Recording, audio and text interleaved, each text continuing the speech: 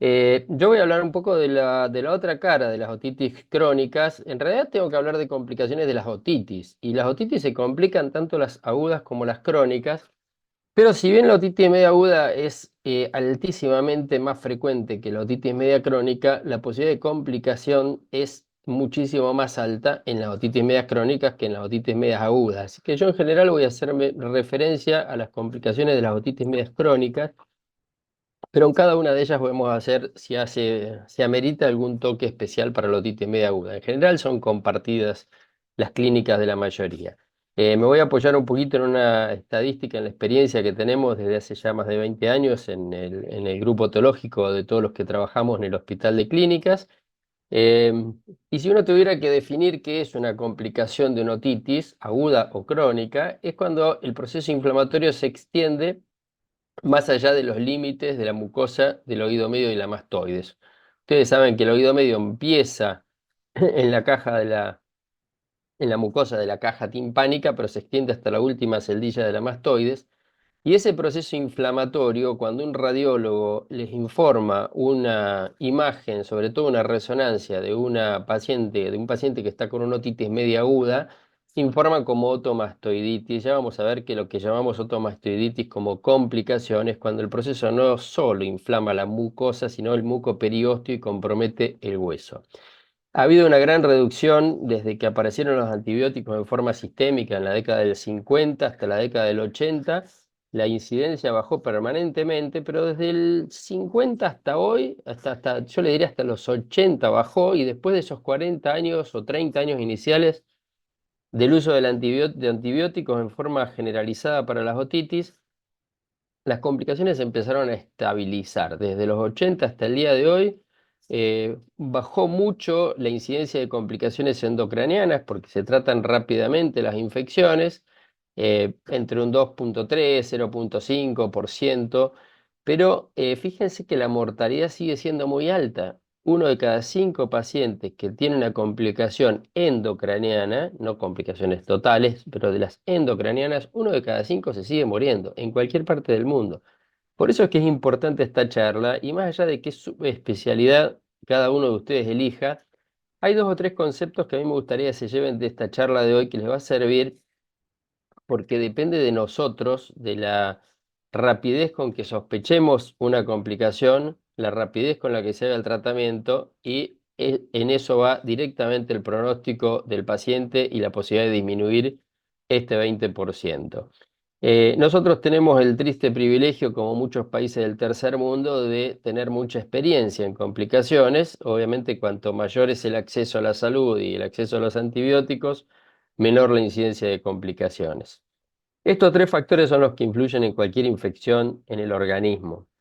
Por un lado, la bacteriología. Ya comentó el doctor Neifa recién que la bacteriología de la otitis crónica es diferente de la otitis media aguda y podemos esperar cualquier cosa. Acá predomina estáfilo y pseudomonas en general, pero aparecen también los anaerobios. El otro factor es la anatomía y los antibióticos que tenemos que usar. Nosotros tenemos en general, en base a esta bacteriología, que utilizar antibióticos diferentes de los que usamos en la otitis media aguda. En forma empírica, esquemas multidrogas con penetración de barrera hematoencefálica y con cobertura de anaerobios y gram negativos. Y siempre tenemos que hacer una consulta con infectología en un paciente complicado. Cuando tengamos un germen después de la cirugía, vamos a poder dirigir la antibiótico terapia. Y el tercer factor es el huésped. La característica que tienen es que normalmente hay bloqueos anatómicos. Piensen que el antibiótico llega a través de la mucosa. Esa mucosa dematizada tiene mala eh, irrigación, mala circulación a través de la cual tiene que llegar y difundir el antibiótico. Tenemos un medio lleno de celditas con líquido, y obviamente interviene siempre el factor inmune del paciente, que ante una complicación hay que evaluarlo siempre. Didácticamente se dividen siempre las complicaciones entre las que aparecen dentro de este cucurucho que tenemos al costado del cráneo, que es el hueso temporal, que tiene el cucurucho al diámetro más grande afuera y se mete como un cono hacia el centro del cráneo, y dentro del hueso, cualquier estructura que esté adentro puede sufrir la progresión de la infección más allá, como decíamos, de la mucosa. En este esquema es un oído izquierdo donde ven acá adelante el conducto auditivo externo y es como si hubiéramos hecho una mastoidectomía cerrada conservando la pared posterior. Entonces, si la complicación es difusión de toxinas al laberinto posterior, vamos a tener una laberintitis, que puede ser serosa si son toxinas o supuradas si son bacterias. Podemos tener afección del nervio facial con parálisis del nervio.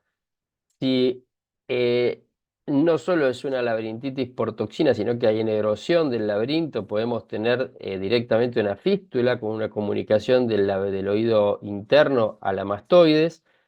Si la infección se va hacia la punta del peñasco, eso es una petrositis.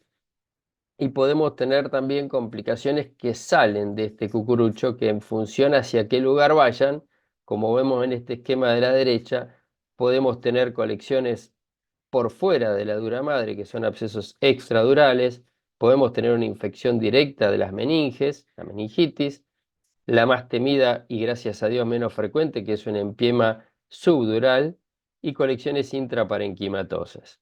Eso puede ser hacia la fosa media, como está en este esquema, o podría ser hacia atrás, hacia la fosa posterior, como se ve acá a la derecha, que vamos a tener estas mismas complicaciones, pero en fosas posterior, mucho más agresivas y peligrosas, pero también la primera estructura con la que se encuentran los gérmenes camino a la fosa posterior es un desdoblamiento de la dura madre por donde circula sangre, que es el seno sigmoideo, que trae la sangre que viene del seno lateral y después en el foramen yugular se convierte en la vena yugular.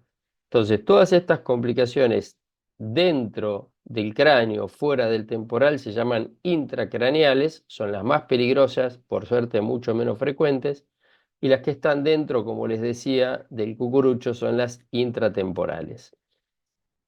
¿Por qué pueden pasar los gérmenes? Bueno, hay varias formas. La que uno se imagina en patologías crónicas como un colestatoma es una vía lenta a través de la cual las enzimas osteolíticas del colestatoma van generando erosión ósea hasta que comprometen cualquiera de las estructuras que vimos. Pero también hay vías muy rápidas, que son las que aparecen tanto en las otitis medias agudas como en las crónicas, como son las osteotromboflebitis de los canales de Havers del hueso que está sano. Y también hay algunas vías que le llamamos preformadas porque ya existen. Por ejemplo, hay dehiscencias en las suturas que permiten el pasaje de gérmenes. Pueden pasar toxinas a través de la ventana redonda, sobre todo, pero también a veces de la ventana oval.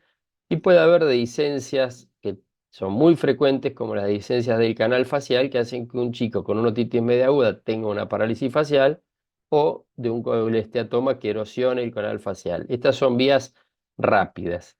También recuerden siempre que las fracturas en el hueso temporal no consolidan, no hacen un callo óseo, queda siempre un tracto fibroso que genera una permeabilidad que ante una infección, tanto aguda como crónico, puede ser una vía rápida también de una complicación. Y si un paciente tuvo una cirugía otológica previa, ahí nosotros preformamos un pasaje de gérmenes.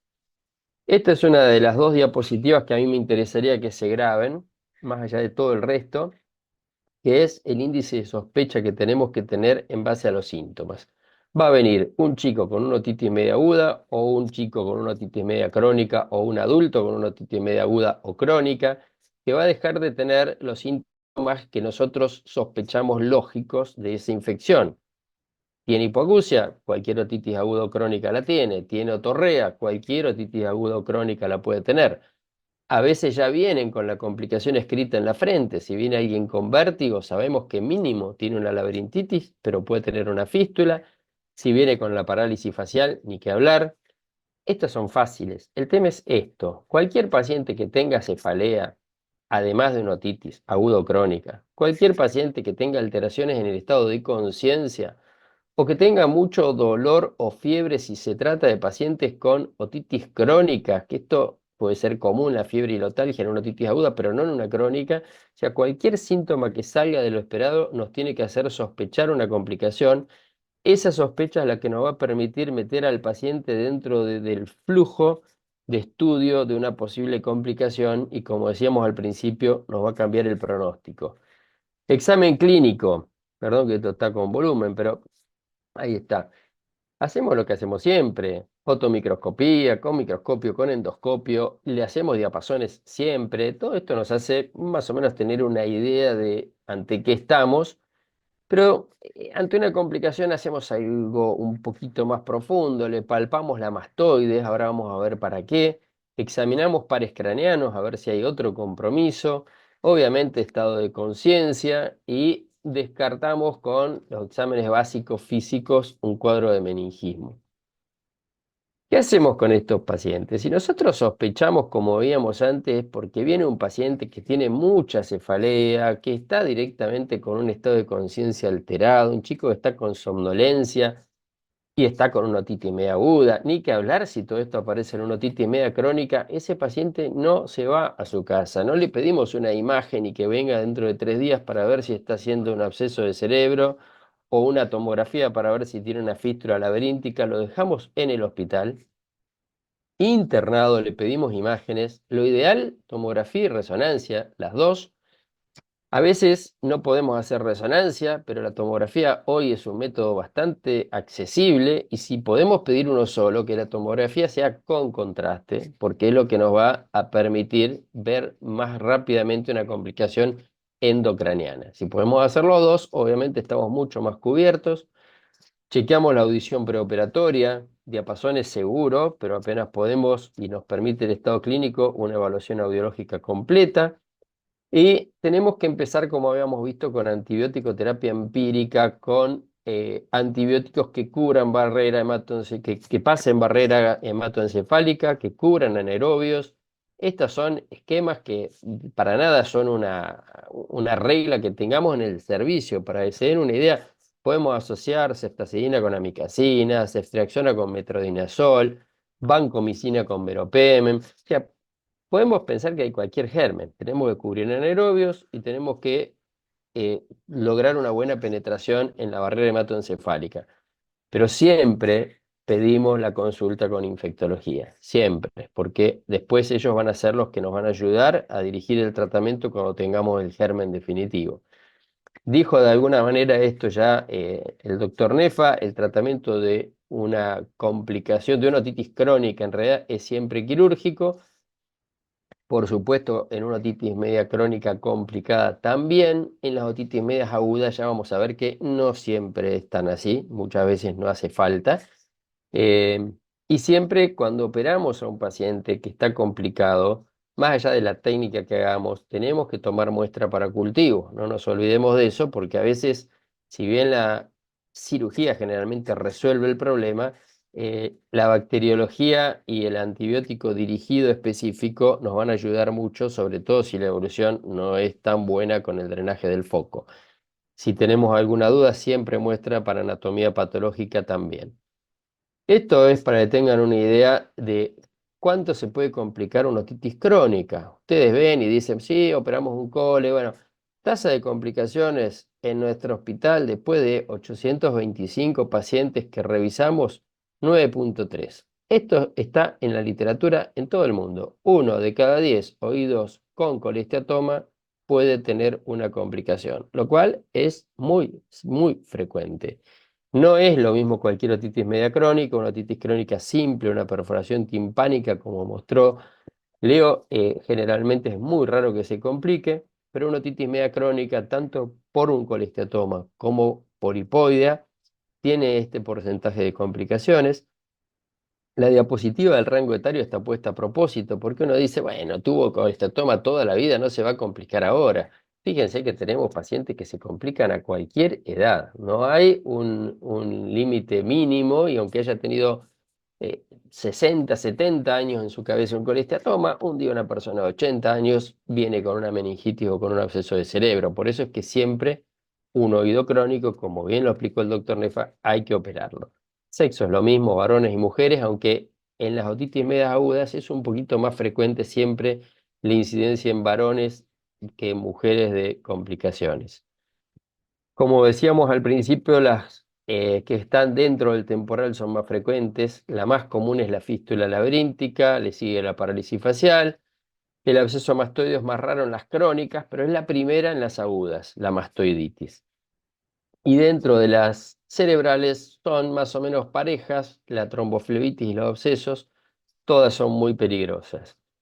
Eh, y este es el segundo concepto que a mí me interesa que se lleven hoy, que es que cuando ustedes tengan un paciente con una complicación, por ahí el 70% va a ser la complicación que ustedes diagnosticaron la única. Pero fíjense que hay un 30% de pacientes que pueden tener dos, tres o más complicaciones. Hemos tenido pacientes con cuatro complicaciones.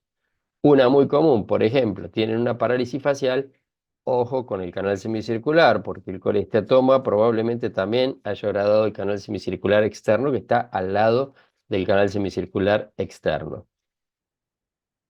Vamos a ver con algunos ejemplos ahora las complicaciones más frecuentes para que sea dinámico. La mastoiditis aguda es muchísimo más frecuente en la otitis media aguda que en la otitis media crónica. Es la complicación más común de la otitis media aguda.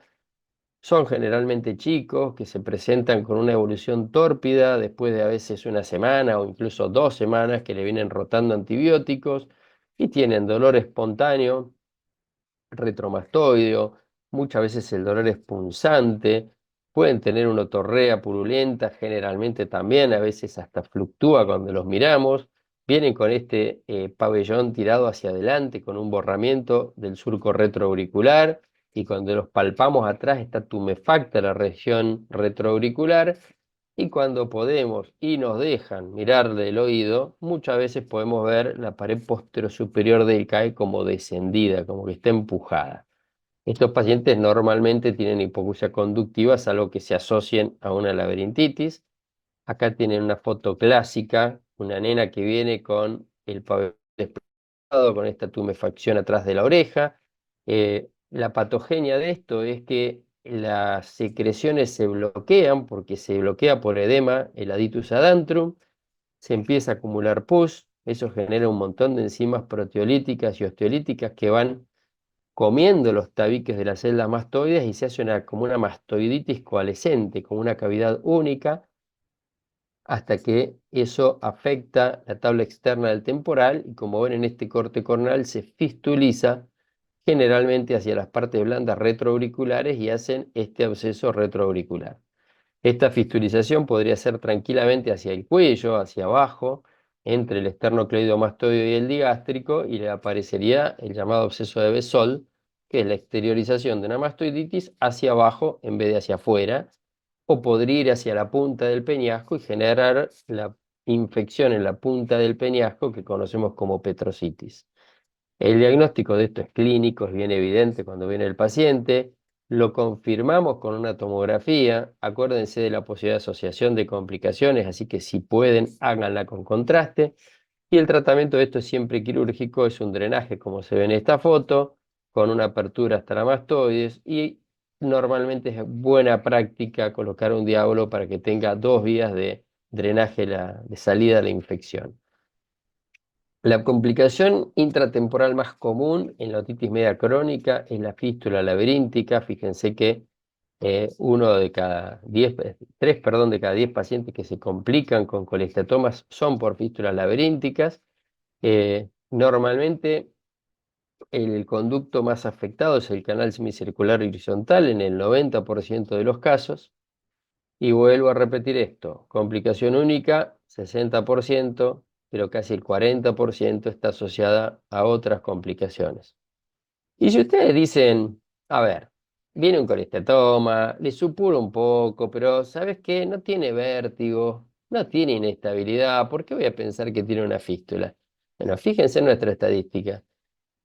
La mitad de los pacientes tienen síntomas típicos que uno dice, este tiene una fístula, y la otra mitad no tiene nada. Y nos encontramos con la fístula cuando tenemos una buena tomografía y la buscamos, o directamente en la cirugía, que es lo peor, porque si no la sospechamos antes, probablemente al sacar la fístula nosotros perceptivicemos o dejemos cofótico el oído.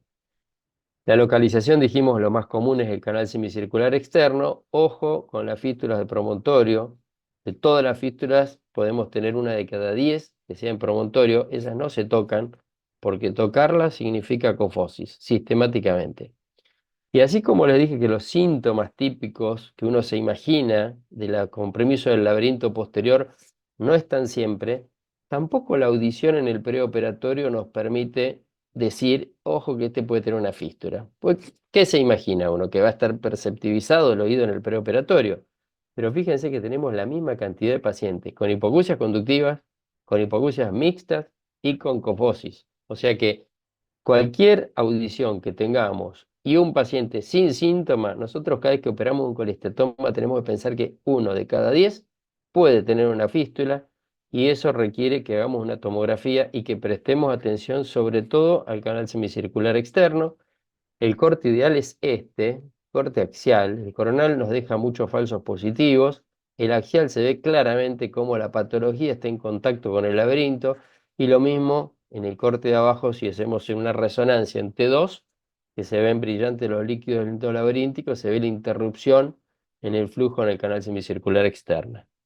¿Qué hacemos a todos los complicados? Ya dijimos que los operamos. ¿Qué hacemos concretamente con la fístula?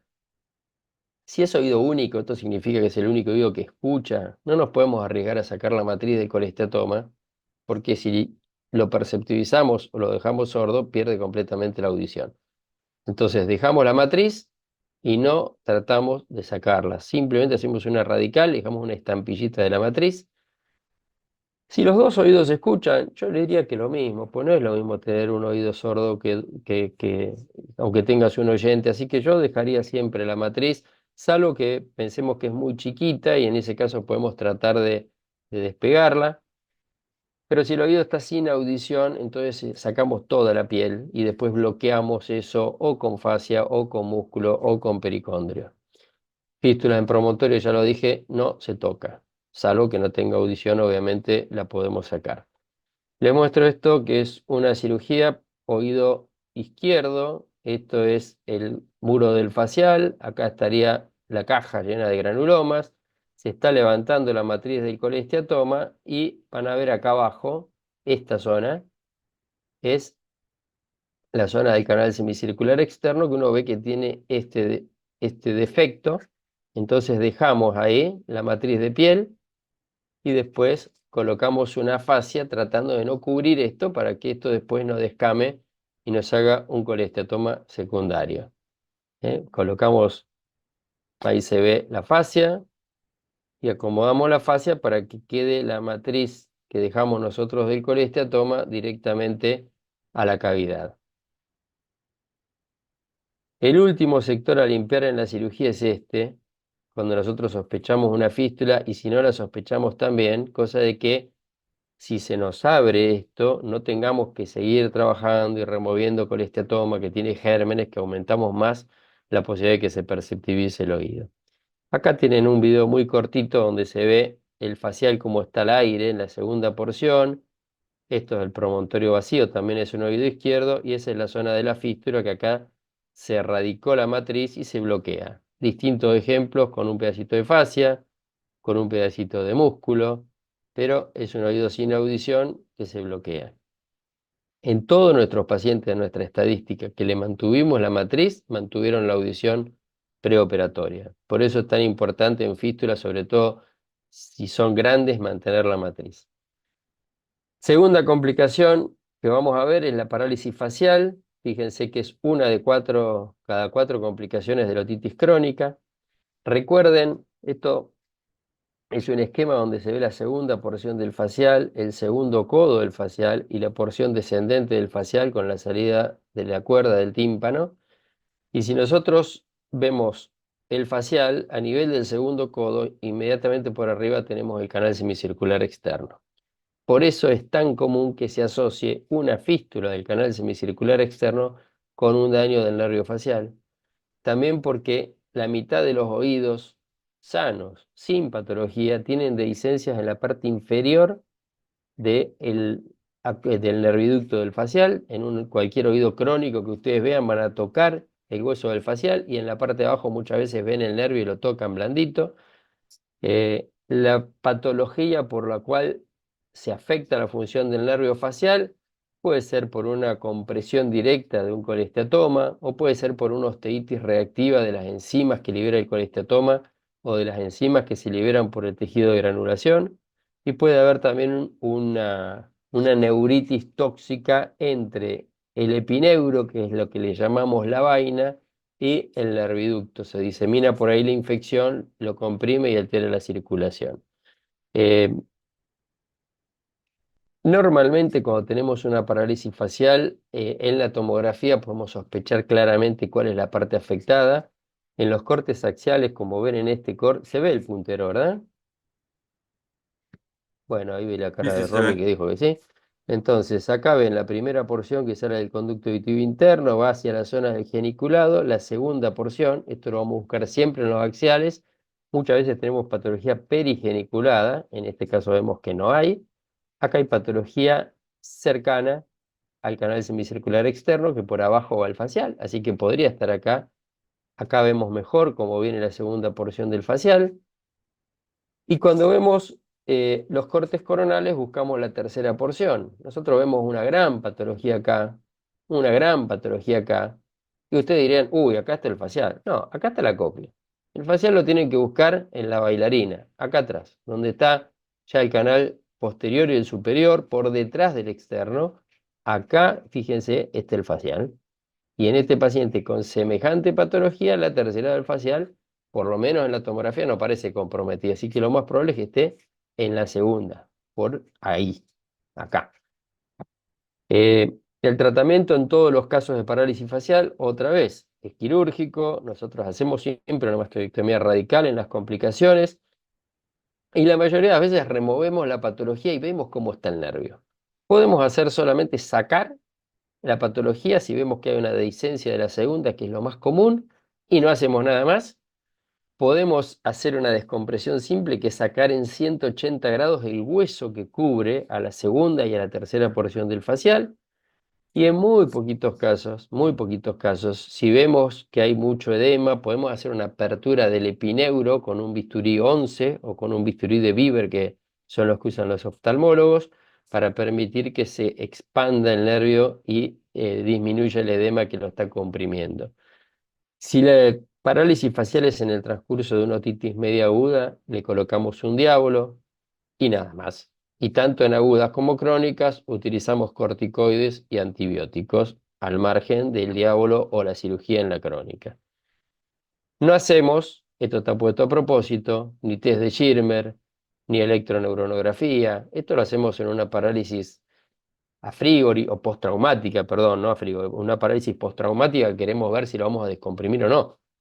En una otitis crónica lo vamos a operar, no vamos a perder tiempo con esto. Y lo mismo en una otitis media aguda, que le vamos a poner un diablo y le vamos a dar corticoide y antibióticos. Bueno, las peores complicaciones dijimos abscesos parenquimatosos. Acuérdense, tercer concepto que quiero que se lleven, 20% de mortalidad, con lo cual hagamos la subespecialidad que hagamos. Si nosotros recibimos al paciente y lo metemos en el flujo diagnóstico terapéutico, bajamos el porcentaje. Si perdemos tiempo, lo mantenemos igual. Podemos tener distintas etapas, no siempre el absceso aparece con la capsulita típica. Lo primero es una cerebritis, ven en esta tomografía un área hipodensa con relación al resto del parénquima encefálico. Después empieza a formar una cápsula, empieza a disminuir el edema, se empieza a consolidar. Y después ya cuando el absceso está bien conformado, la cápsula es gruesa, hay menos edema periférico y ya se localiza toda esa colección, que generalmente está cerca del temporal, cerca de la cara superior, en la fosa media o en la fosa posterior. Es muy raro que tengamos abscesos múltiples. En esos casos tenemos que sospechar mucho de otras etiologías como TBC o un estado inmunológico realmente muy alterado. Pueden ser así yuxtacorticales o a veces estar separados y que veamos un poquito de masa encefálica entre la corteza del absceso y las paredes del temporal. Préstenle mucha atención a los abscesos de fosa posterior. Eso es una emergencia neuroquirúrgica.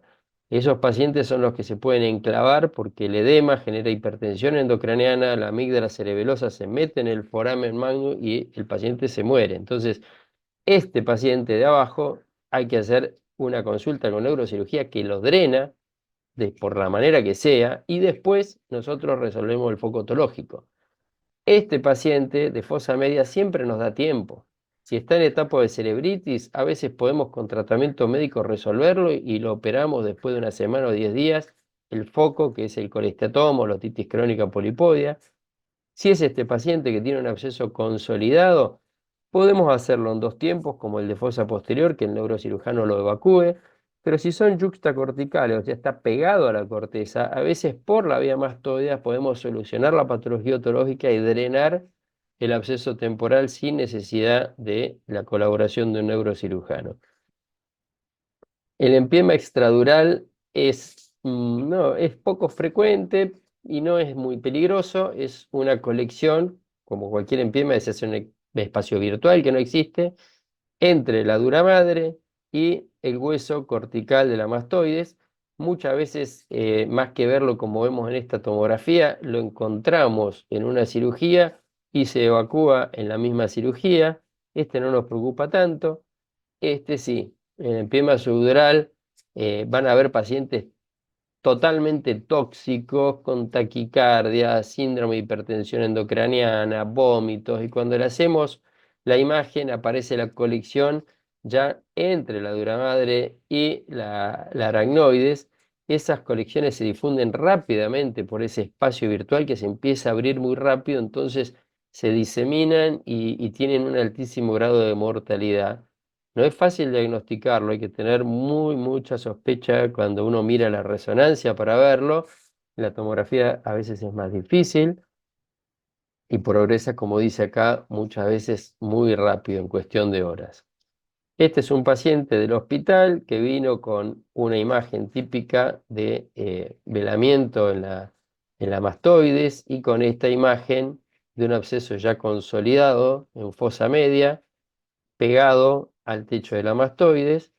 Y fíjense, cuando se opera, vamos a avanzar un poquito, es un oído derecho, como se ve acá. Se empieza a hacer una técnica cerrada, eso se termina después de hacer una técnica abierta. Y a mucho aumento, cuando empezamos a exponer el tegmen, vemos siempre zonas de granulomas que cuando lo abrimos empieza a aparecer el débito purulento. Entonces, tratamos de abrirlo y liberar todos los granulomas despacito. Normalmente de esto, como les decía antes, como drena ahí, esto es fundamental, cultivo, siempre el cultivo, como se ve ahí, con el método que quieran lo obtienen, y después se termina de hacer la mastoidectomía radical. Por acá adelante hay otra, que esta era de un paciente de Eduardo Oxman, también oído derecho, todo el techo siempre con una paquimeningitis con granulomas, y fíjense acá la cápsula del absceso, que cuando Eduardo la abre, empieza a venir todo ese débito purulento.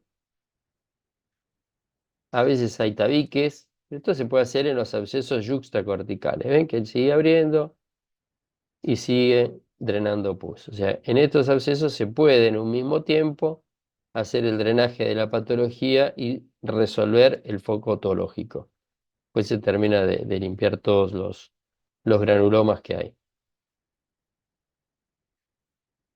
Última complicación, creo que es la última que les quiero mostrar, que también es frecuente y que esta es a veces difícil de diagnosticar, que son las tromboflebitis del seno lateral. Ya dijimos que nosotros tenemos el seno transverso lateral y que se transforma acá en seno sigmoide en la cara posterior de la mastoides.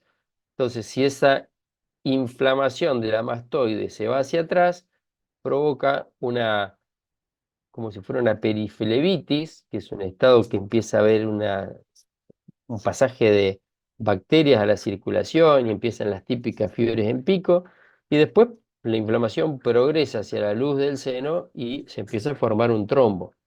Y ese trombo puede ocluir completamente la vena, puede extenderse tanto en forma proximal hacia el seno lateral, en forma distal hacia la vena yugular, o puede irse incluso por los senos petrosos ya a complicaciones mucho más serias, como sería llegar al seno cavernoso.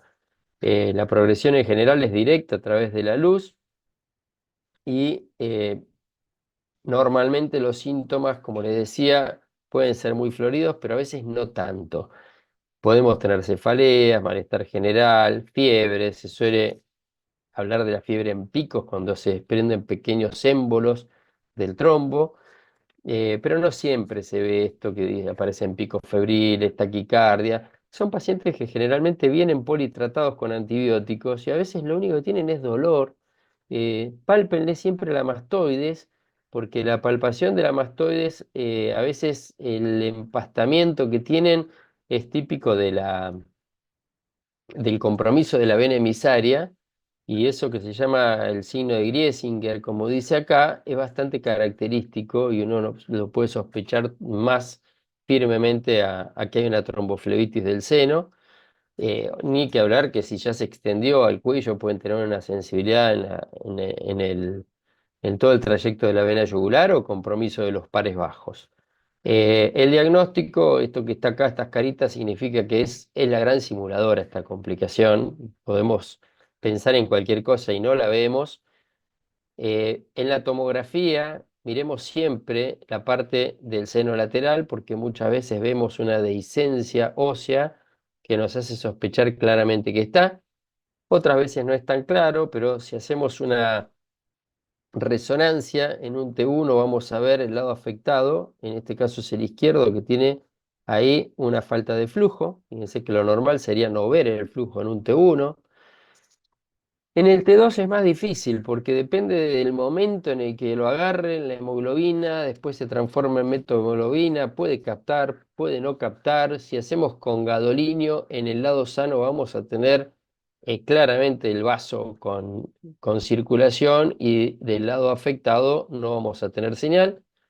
Pero si uno sospecha una tromboflebitis, hay que pedir siempre una angioresonancia en tiempo venoso, no una arteriografía, una angioresonancia con tiempo venoso, que van a ver la falta de relleno de ese lado del seno transverso, del seno sigmoideo y de la vena yugular en el cuello. Así que ese es el diagnóstico por excelencia.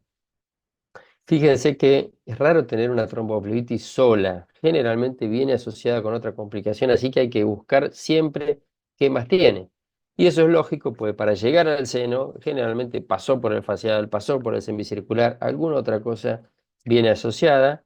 Y fíjense, esto es un oído izquierdo. Voy a poner, perdón, un poquito de pausa acá para ubicarlos anatómicamente. Esto es un oído izquierdo donde el muro ya está abajo. Esto de hecho es el facial que estaba expuesto. Y ustedes empiezan a buscar en la cara posterior, perdón, el oído derecho, le dije izquierdo. Este es el muro del facial. Empiezan a buscar el seno lateral por acá. Lo exponen, lo pinchan. Si no viene sangre, lo abren longitudinalmente. Y si hay trombos como ahí, lo sacan y después bloquean el seno. Ese es el tratamiento que hacemos. Normalmente no hacemos ligadura de la vena yugular interna, no anticoagulamos a los pacientes, solamente drenamos el foco y evolucionan bien con tratamiento antibiótico. La meningitis es muy frecuente en la OMA, en la otitis media crónica no es tan común. La meningitis es un cuadro clínico ultra conocido, cefalea, fiebre, rigidez de nuca, fotofobia. Las imágenes habitualmente no son diagnósticas, podemos tener un refuerzo meningio difuso, pero estos pacientes se diagnostican con una punción lumbar compatible con un líquido turbio, con polimorfonucleares, y bueno, se hace, si es una OMA, que es lo más común, una miringotomía, se coloca un diábolo, se cultiva siempre lo que salga de la miringotomía y el antibiótico al final es dirigido. Conclusiones. Este es el gráfico que al principio se los dije en números. Empiezan los antibióticos, baja la curva hasta los 80 y después empieza a ser un plató. Esto está hasta el 2005, pero hasta el día de la fecha sigue con un índice de mortalidad entre el 10 y 20%.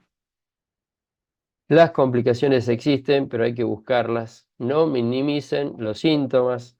Siempre, siempre consulta con infectología y si es algo endocraniano, con neurocirugía, no las manejemos solos.